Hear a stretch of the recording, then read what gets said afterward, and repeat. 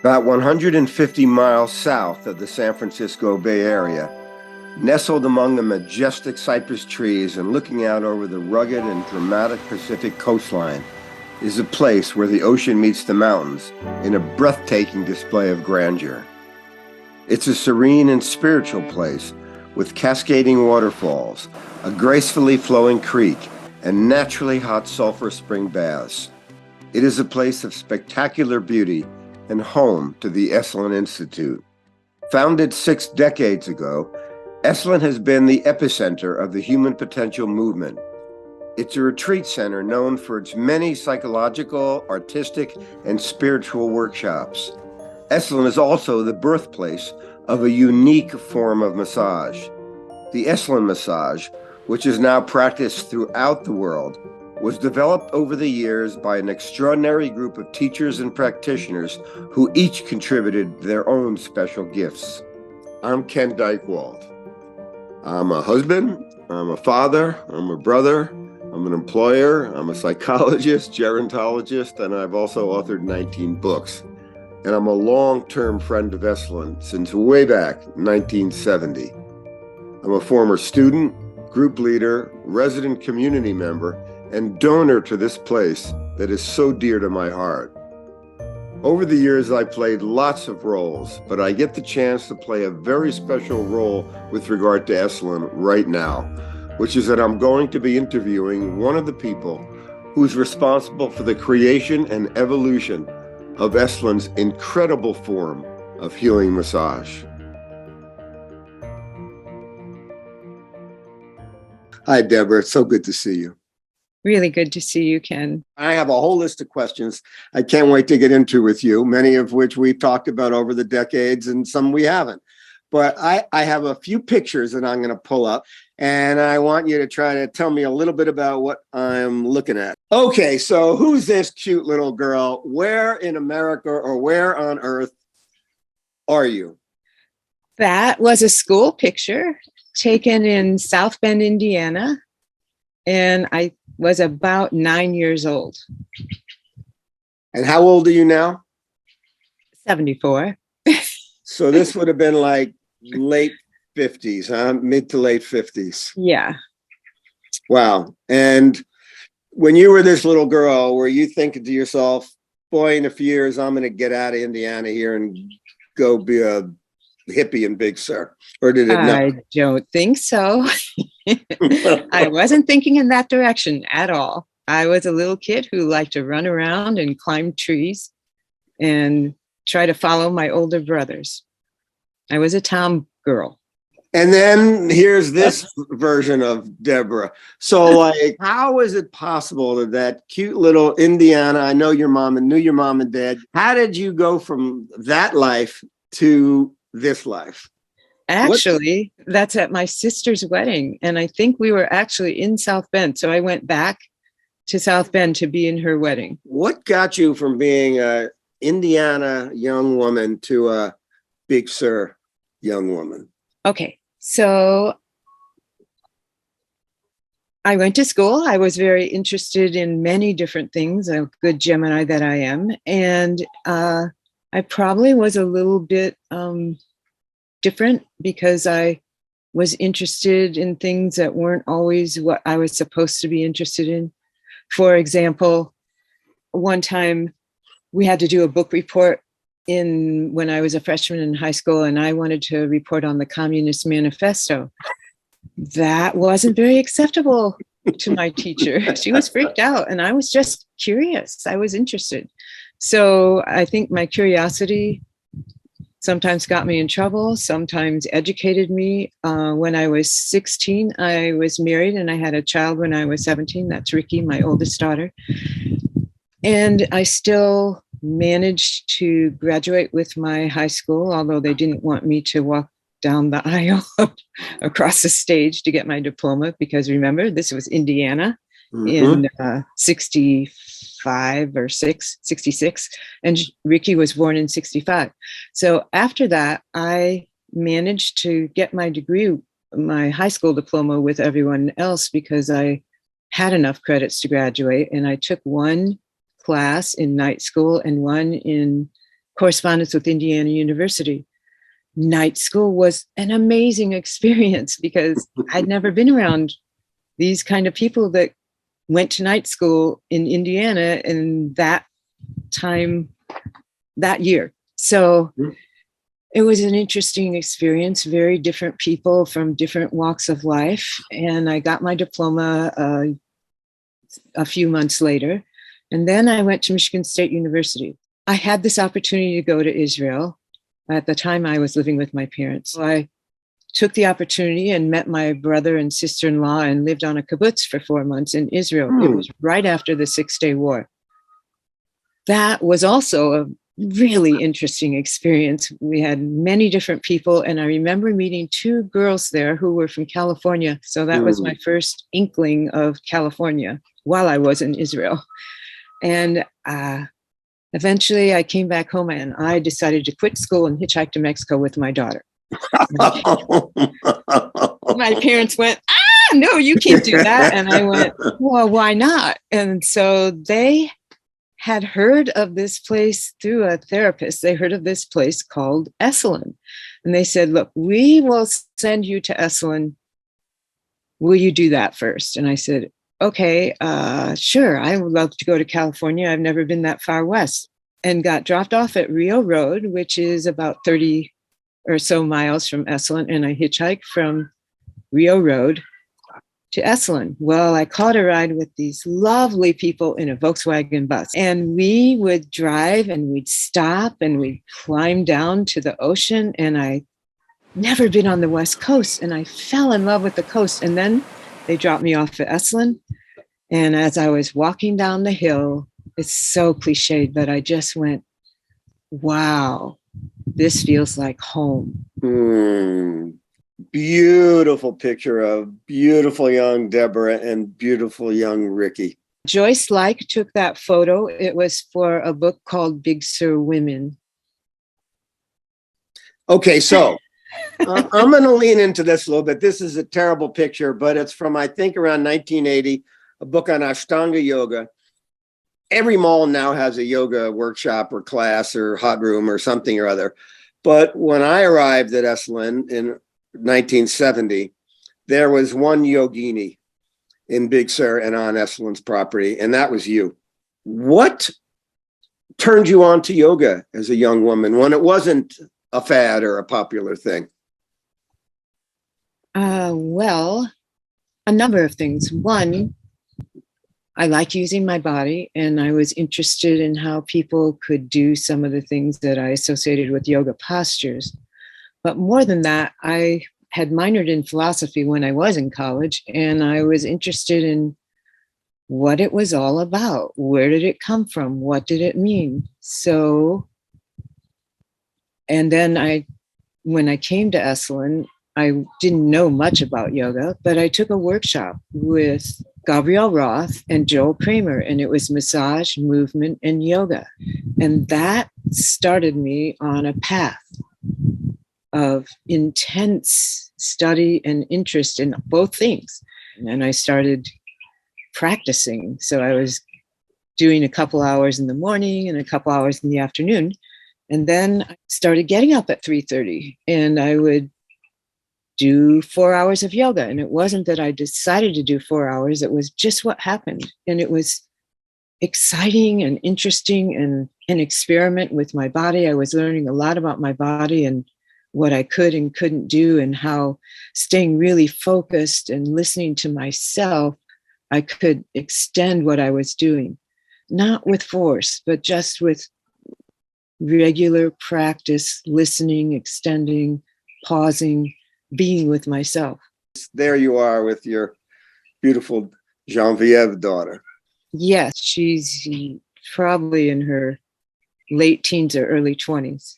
And what was it like to raise 2 young women in Big Sur in the human potential movement?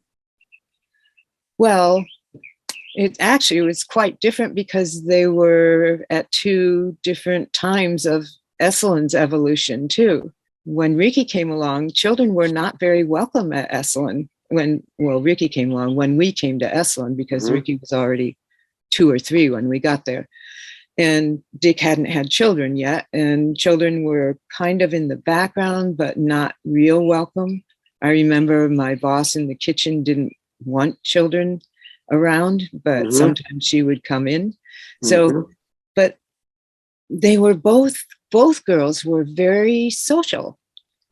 So, and so they met lots of people at Esalen, and they charmed the seminarians. The seminarians loved them.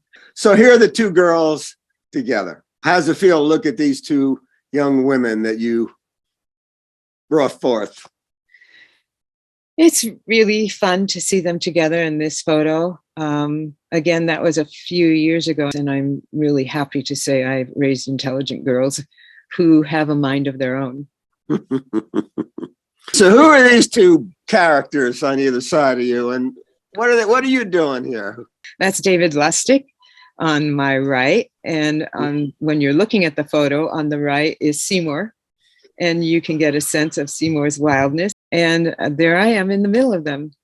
We had fun. So here are these 4 women who I have the honor of knowing for over 50 years, and all of them I've been the beneficiaries of their masterful healing arts and body work.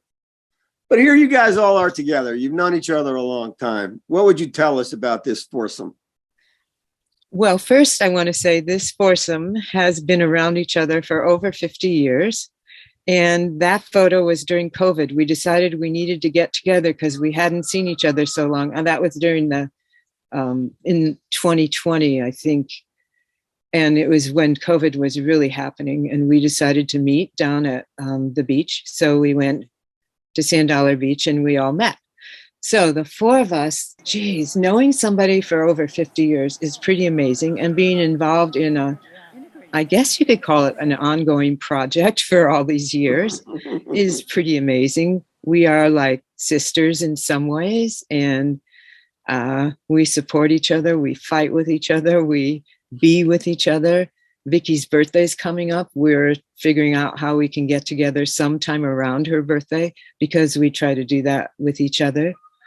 And I think we've all learned a lot with each other. Peggy and Vicky and I were all at Ivy's birth down on the South Coast. Oh, so right. We have deep, deep ties with each other because it's all these years of moving through time and moving through accidents that happened to each one of us, and pain and joy and life, just life together, and watching our children grow. All right. So, Deborah, I've got a lot of questions to ask you. How would you describe Esalen?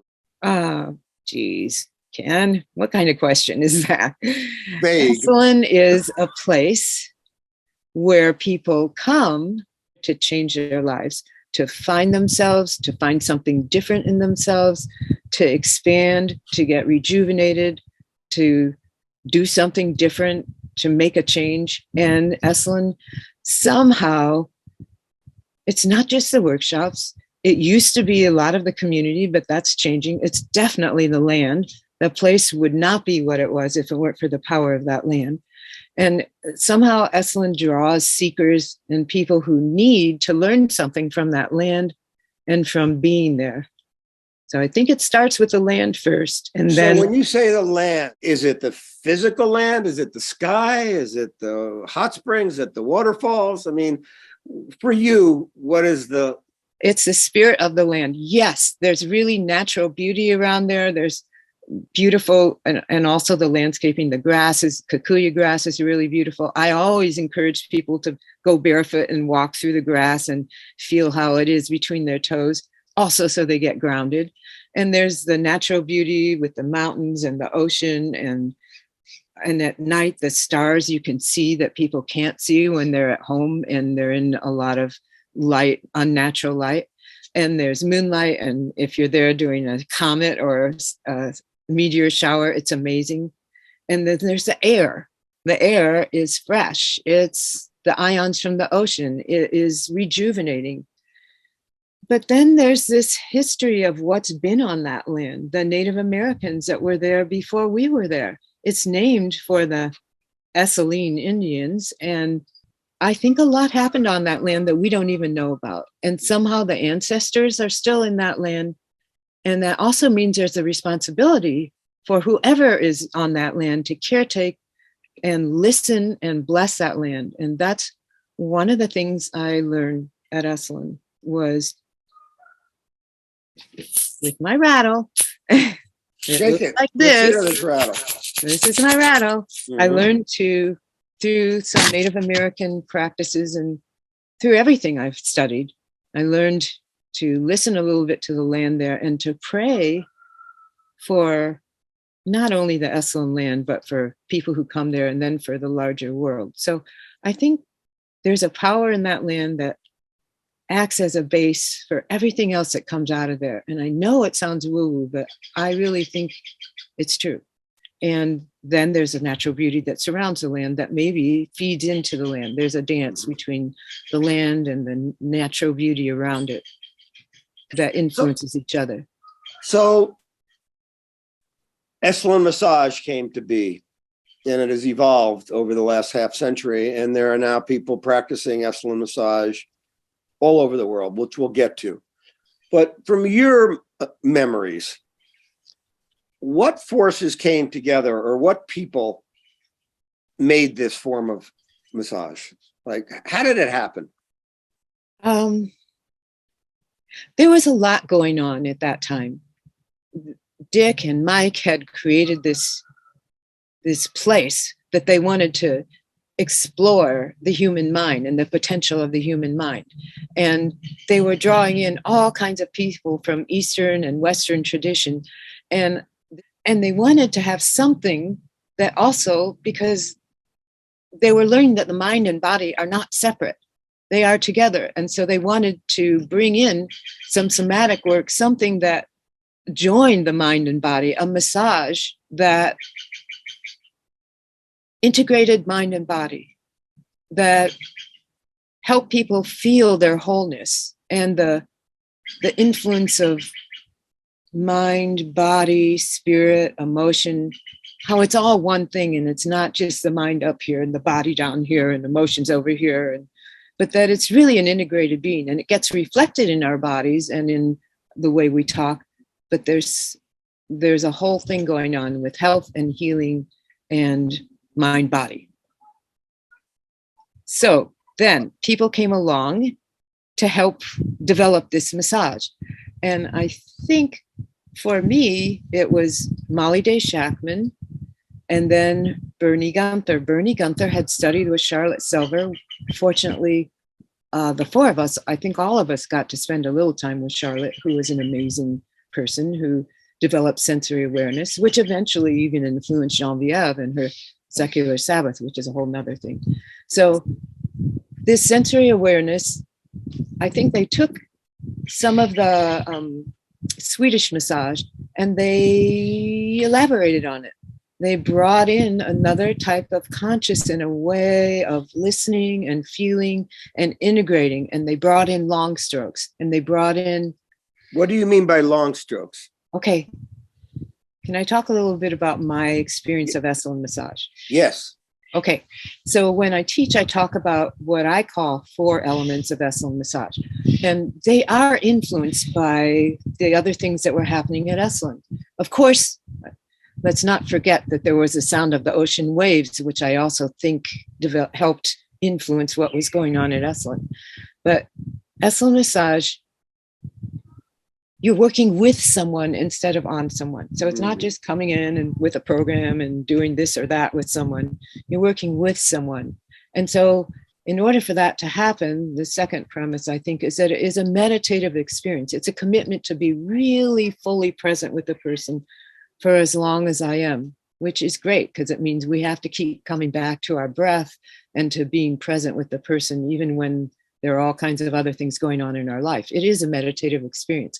That meditative quality of presence, I think, allows people to drop into a deeper state inside themselves where different things can happen. So for me, that's a third premise, that we may be affecting our clients or people on more than the physical, on the mental, the emotional, the spiritual, on all levels. And so there's they tie into each other, because there's that responsibility to stay fully present, so that if somebody does go into some kind of altered state, we can be present and for them as they move through. And then the fourth thing that I would say are those long integrating strokes that give people a sense of their wholeness, that move people from, when you're giving a massage, from one area of the body to another and keep it all connected.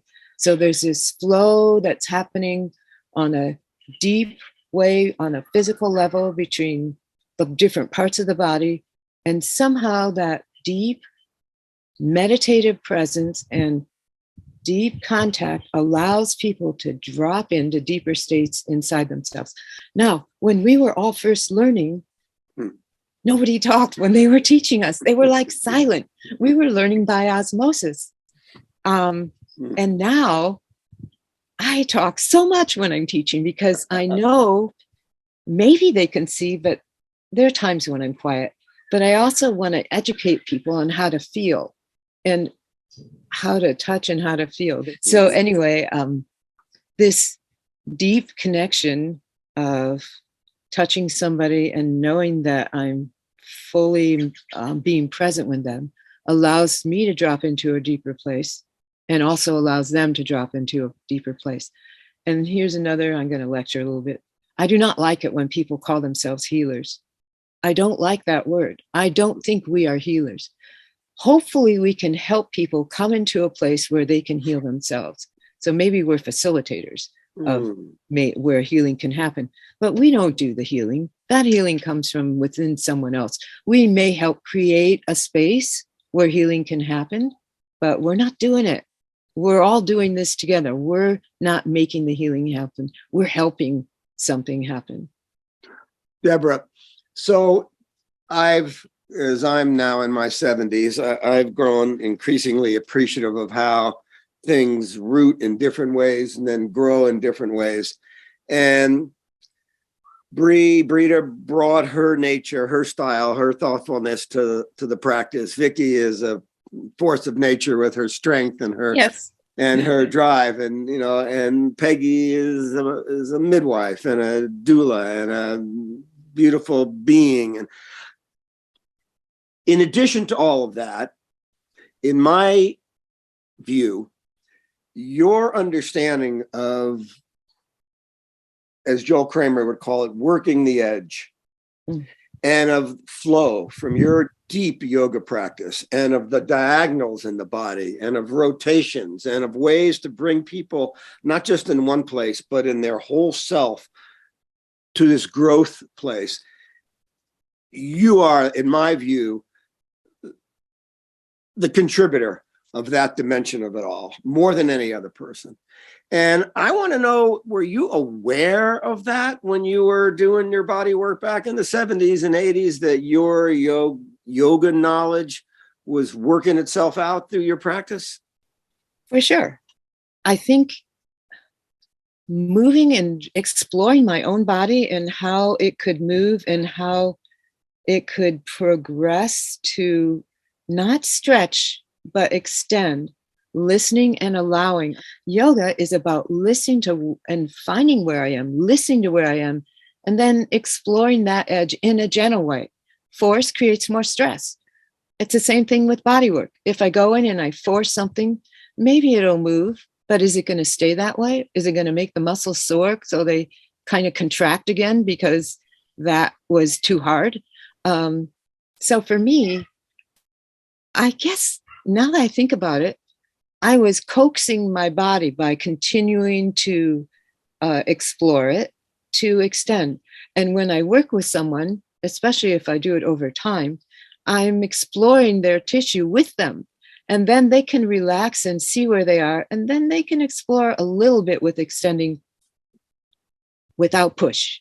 And that is super important to me. And so the yoga really helped me learn about my own body, and then gave me an idea of how it might be in other people's bodies, in tissue, and how I might explore and play with their tissue, almost like the way I did with my own, but with listening and playing the edge, just like you said. Mm-hmm. And also Dr. Stone. Dr. Stone influenced me because he developed polarity therapy, and that worked a lot with the Ayurvedic system of looking at. Wait, slow down. You're saying things that many people may never have heard of. Okay, sorry. Polarity therapy came along. Explain. Okay. Polarity therapy, Dr. Stone developed polarity therapy in its form. He was from Austria. He had many years of experience as a regular as a chiropractor, as an osteopath, but he developed polarity therapy, which looked at the body as an electromagnetic system with positive and negative currents of energy running through it. And sometimes something from the outside or something from the inside causes a disruption in the way the currents flow. And then there's disease or discomfort or, an accident. So Dr. Stone developed ways of working with this flow as a practitioner, to make the energy flow through blocked areas. And then that's where healing could start to happen. So he looked at the diagonals, he looked at the spiraling of energy, used chakras. So all those things, their ways of working with the body influenced me and my understanding of how to work and touch and feel and listen to people. And listening doesn't just mean listening to the body. It really means listening to other things that we don't even know we're listening to when somebody walks in the room. We get an impression. What makes us get that impression? So we're listening to those kinds of things. Back in the 70s, when you ladies were taking Molly Day Shackman and Gabrielle and Al Huang and these various folks' work and evolving it and enriching it and widening and deepening it, Ida Rolf was showing up on the property. Moshe Feldenkrais was showing up on the property. Milton Traeger popped in from Hawaii. And how did you react when there were new insights or lessons regarding any of this? I am so lucky that I was the model for most of them at some point in time. I don't know what it was, but I got to be their model. And when Ida came, she totally influenced the way I do yoga. She would give me a few suggestions and I would do the asana again. And he would take pictures before and after. She brought in the lines of yoga, of Rolfing, like keep your waistline back, don't lock your knees or your elbows, different things like that. And then I would do the posture, and keep your head in alignment with your spine. So in yoga, many people throw the head back and compress the vertebrae. Nope, you keep the head in alignment with the spine when you're doing a lot of those postures. It totally influenced what I did. After I did that yoga, she said to me, yoga is the best form of physical exercise when it's done correctly. And of course, when it's done correctly meant when it's done according to her lines of Rolfing.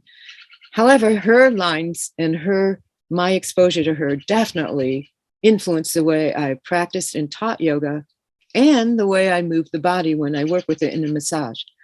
And also I studied deep tissue work with Al Drucker and with some other people that came through Esalen. I got to work with Milton Traeger. So I was his model. Nobody has the hands that Milton Traeger had. No one. Yes, his long arms too. His long arms and the way he moved and the way he would rock the body. No one could do it like he did. And so I felt so honored to have felt his hands. And of course that influenced the way I moved the body around. Fabulous. And I also was lucky to be with Dr. Worsley, who is the head of the College of Acupuncture in England. And London. He came to Esalen. Also, I was his model. And that was one of the most educational classes I've ever been in for the 5-element theory. So that too influenced the way I experienced and thought about and did massage.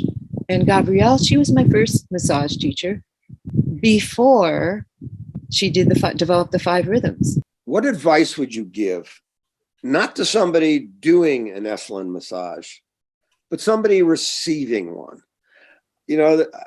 I've watched people get body work and healing work and Esalen massage, and they often don't know what's supposed to happen or what their role is in it. What 2 or 3 pieces of advice would you give for someone to have the deepest, most valuable experience in getting an Esalen massage? The first thing I'm going to say is it's a little more basic, and that's just to let yourself be like a rag doll. not helping, not resisting, just allowing. After I tell them that, then I might say, and be open to allowing whatever happens to happen. But I might say it to somebody when we're just talking about how to get the most out of your massage. Because I don't want to program someone either. I just want to help them get the most out of the session. So I will say, let yourself be like a rag doll, not helping, not resisting, just allowing yourself to feel whatever you feel. Know that you might be affected on the more than the mental or the emotional or physical level, and that's perfectly okay. And sometimes emotions come up and sometimes they don't, and that's okay too. And then also, sometimes you might drop into a very deep place, and that's a lovely place to be. And it might even feel like sleeping, and that's also okay. And Wow. of course, if you ever feel anything that's painful or where you want more or less pressure, of course, let me know and I will adjust. Fabulous. That was fantastic. Clarity. Does someone have to be at Esalen to have a deep experience getting an Esalen massage? Of course not. You know, you and I did workshops in Aarhus, Denmark together, and you were in North. There's no ocean lapping beside the baths, and there's no hot tubs right there. So how does that experience translate into other places? It has to do with quality of presence. If I bring a full-hearted quality of presence to what I do, and I drop into a deep state of committed presence and listening presence with the person that I'm massaging, then that creates a place where they can also drop in.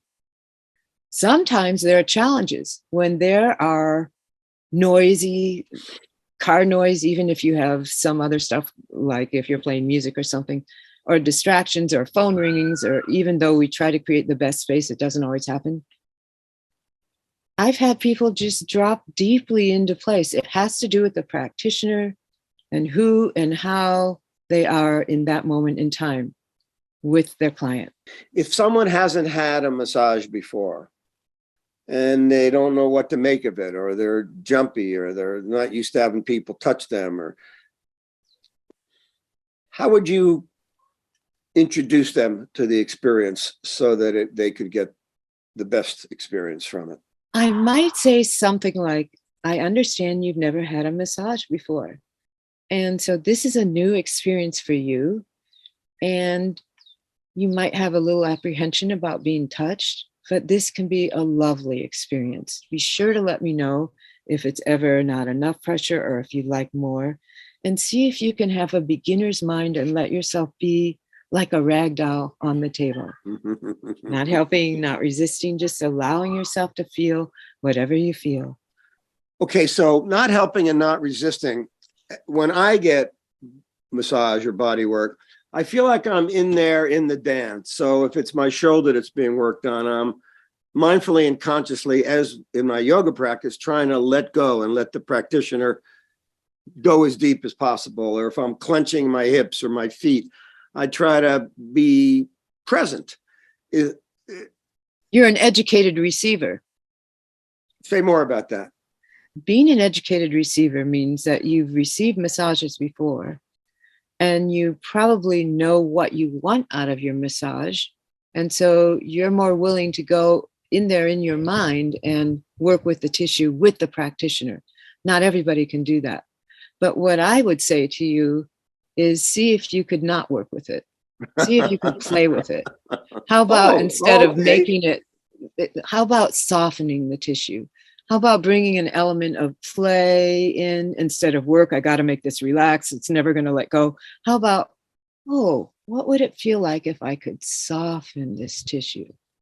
And you know, that comes partially from Milton Traeger, who would say, what would this be like if it could just be loose and easy? So let's bring that into the massage. I tell clients that I'm trying to move away from the word try and the word work and move into play, explore, soften, because all those words bring a tension in with them. And I don't want tension in there. I want to see if you can let go.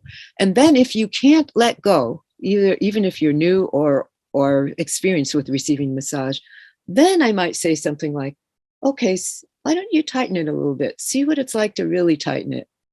And then see what it's like to soften and let go. And maybe that's something that could go through into whole other places in our lives, in our minds, not just our bodies. 50 years is a long time to be doing anything. What have you learned about how to stay motivated to be a practitioner and teacher of massage? How do you stay motivated?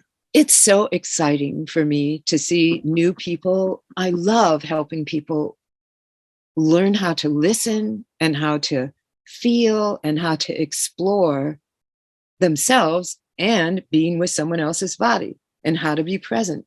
It is fun, exciting, meaningful, because if I can help somebody learn how to touch somebody with love and presence and comfort and help someone feel more comfortable in their body, then they're going to do that for themselves and someone else. And then when I teach them, they're going to go out and touch other people. It's like make love, not war. It's the whole thing. Like if it's just a drop in a pond and the ripples go out. And as far as massage, I'm not doing as much as I used to do, though I'm looking forward to doing more again. I still love touching people. It is an exploration. There's always something new to learn. And I have learned some really deep things from people I've worked with. So what do you feel in terms of your craft, your art, your work? What do you feel is the greatest contribution you've made? Well, my students call me Sneaky Deep. Sneaky Deep? Never heard that before. Why do they say that? Because when I work with people, I like to ease my way into where your tissue lets me go. And then I like to drop in further and go in as deeply as it's comfortable for the tissue and you and me. That is a contribution I'm proud of. The master practitioner is somebody who can go deeply with a soft hand and can sink in and listen. So the other piece I would say is about learning how to listen to the tissue. And there are several things. It's humor. When I teach, we have fun. My students, hopefully, most of them love me, and I develop long-term relationships with them because I want them to have fun when they're learning, because I think people learn better when they're having fun. And so I have great reverence for this work. And I also have irreverence, because when it's really rough, this is from my family, we always made jokes to make it easier to get through the hard times. And so I think it's really important to have humor be part of the learning process. So I went into one of my drawers in one of my closets and I found this. And I have not pulled this shirt out in I don't know how many decades. Do you have a recollection of what this was about? Well, Body Mind, the book you wrote, and also Denmark. Or who said that shirt came out? I don't know. I think I was the first of all of us to go to Europe to teach. It was because I was going to Norway and Denmark. And you connected me with the Denmark, and he brought me over with the guy from Norway, because they needed to fund, pay for my flights. And then I flew and taught in Norway and Denmark. And do you know that I was almost moved to Norway at one point in time, because I was spending 2 to 4 months out of the year teaching there, and I loved it. It was beautiful. But I also loved being in Big Sur, and I didn't want to be in those winters. What is it like to be teaching Esalen Massage in different parts of the world? It's wonderful. I'm sorry, I had a memory of the first time I ever taught in Chicago, where we were still teaching nude. And I made everybody get nude. We would never do that now. But everyone had to get nude so they could learn how to do massage. And teaching in Europe was wonderful. And I always like to take people at some point into nature, because it helps. It helps people feel the earth.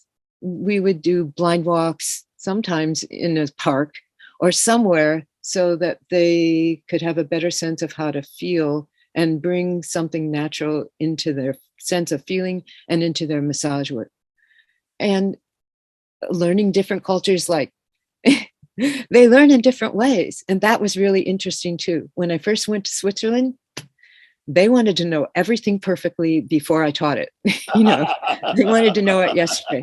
So you know what I did? I tried to make them laugh a lot. I tried to bring in a lot of humor and to soften that rigidness about learning it perfectly.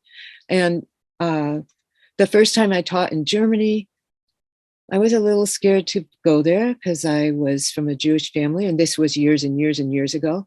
And the first night I was there, I was going to teach a weekend. I lost my wallet. My wallet got stolen.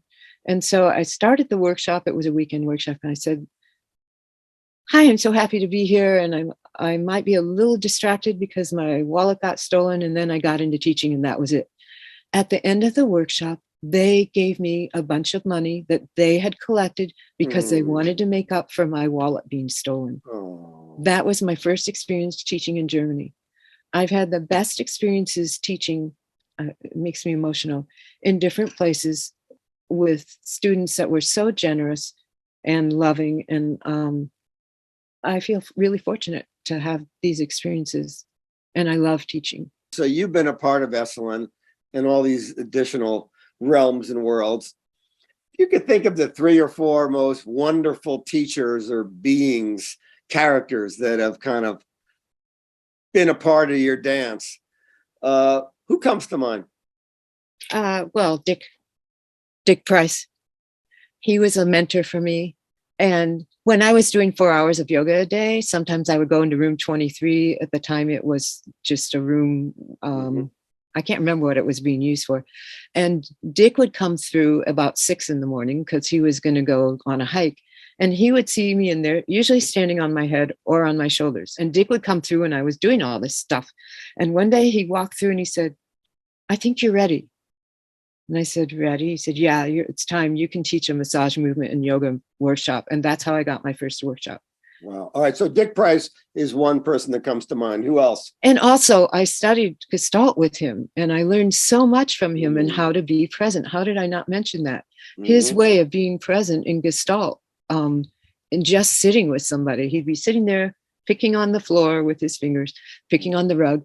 And I learned a lot on how to listen and be present without having to interject.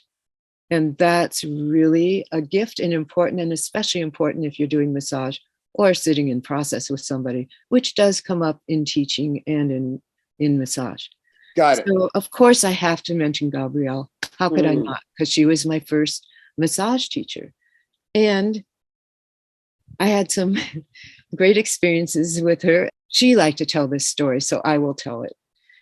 We were in a workshop in the old Huxley, and she was doing something, and suddenly this gentleman in the group jumped out in front of her and kind of challenged her, and it was scary. And I jumped out in front of him and started dancing and diffused the whole energy around it. And she told me I saved her life. I didn't save her life, but it was interesting. And she's the one that kind of influenced. I was always a wild and crazy dancer. I love dancing. And so my whole family loved dancing. So that was pretty natural to me. But her presence influenced me. She gave me more permission to be even more of who I am, especially when we got into the 5 rhythms and I would do chaos. If you were to think of one more person from this half century that you thought was particularly wonderful. Oh, somebody I haven't mentioned. This is grandmother Evelyn Eaton. Okay. She was of the Métis Indian tribe, and she taught Joyce and Jessica and me. I met her somewhere else, and eventually Chris Price brought her to Esalen one time. She taught Native American tradition, and she was a lovely woman. She was also from England, and I learned a lot from her, again, about Native American tradition and listening in a different way. So we've known each other since we were in our early 20s. We're now in our 70s. Has your aging been an ascent or a descent, would you say? Oh my God. It's like that. Not up or down. It's like this. All right. I believe you. I believe it. And I believe you. Especially like I've had some injuries during Like your arm and your my hip elbow yeah. threw me a curveball, in effect curving my arm. It does not straighten.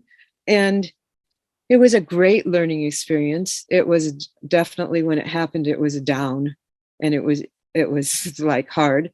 But then I learned a lot about how to work with it and how to be an example for other people to do massage, even if you have something that other people might think would keep you from doing massage.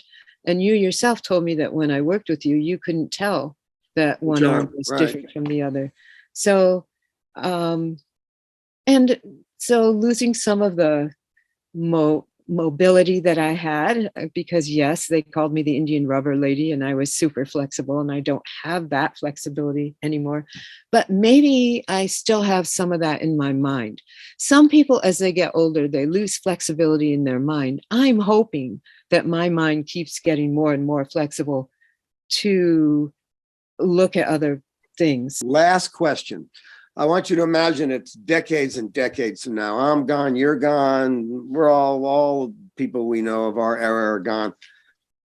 What is it you'd like for people to remember about you? If they were to say, Deborah Medow, she was? Someone who loved, wow, there's so many things that come in. Love to help other people. Love to dance and sing and move and be fully in her body, and really love to help other people enjoy being in their being, in their whole being. So that means body, mind, spirit, emotion. I hope that I help people get more comfortable being in themselves, because that's really, massage is so much more than massage. And maybe reach out and touch other people and help them become more comfortable. Because again, I think as long as we get more comfortable being with ourselves and loving ourselves, even the parts we don't like, but still loving that part, that somehow we help other people become more comfortable in ourselves. And maybe that helps other people love each other more. We need to love and respect each other. And even if we don't love each other, at least respect and treat each other with kindness.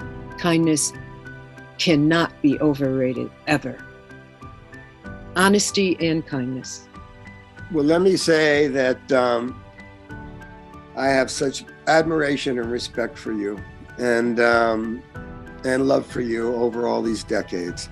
And I'm honored to have been given this chance to interview you for these legacy sessions. Thank you. Thank you. Thank you. The feeling is mutual. I have so much love and respect and honor for you and what you have accomplished with your life through the years. Thank you. It's a huge contribution.